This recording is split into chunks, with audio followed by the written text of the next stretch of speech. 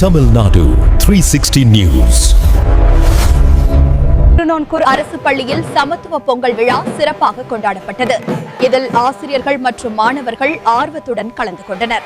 மயிலாடுதுறை மாவட்டம் சீர்காழி தாலுகா நாங்கூர் அரசு மேல்நிலைப் பள்ளியில் சமத்துவ பொங்கல் விழா மற்றும் சுற்றுச்சூழல் விழிப்புணர்வு நிகழ்வு நேற்று வெகு விமரிசையாக கொண்டாடப்பட்டது. விழாவிற்கு பள்ளி தலைமை ஆசிரியர் திருமதி சரிதா தலைமை வகித்தார்.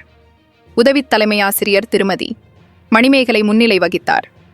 தமிழர் திருநாளாம் பொங்கல் பண்டிகையின் சிறப்பை மாணவர்களுக்கு உணர்த்தும் வகையில் பள்ளியில் இயற்கை முறைப்படி மண்பானைகளில் பொங்கல் வைக்கப்பட்டது.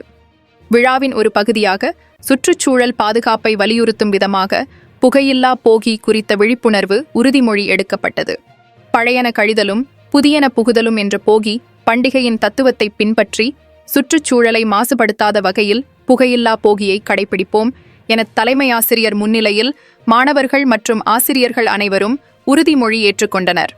சாதி மத வேறுபாடின்றி அனைவரும் ஒன்றிணைந்து கொண்டாடிய இந்த சமத்துவ பொங்கல் விழாவில் பள்ளியில் பயிலும் 1000க்கும் மேற்பட்ட மாணவிகளுக்கு சுவையான பொங்கல் தயார் செய்யப்பட்டு பரிமாறப்பட்டது. இந்நிகழ்ச்சியில் உதவி தலைமை ஆசிரியர்கள், ஆசிரியப் பெருமக்கள், மாணவர்கள், பெற்றோர்கள் மற்றும் ஊர் பொதுமக்கள் திரளாக கலந்து கொண்டனர். புகையில்லா போகிக்கு பூட்டினோம் உறுதி.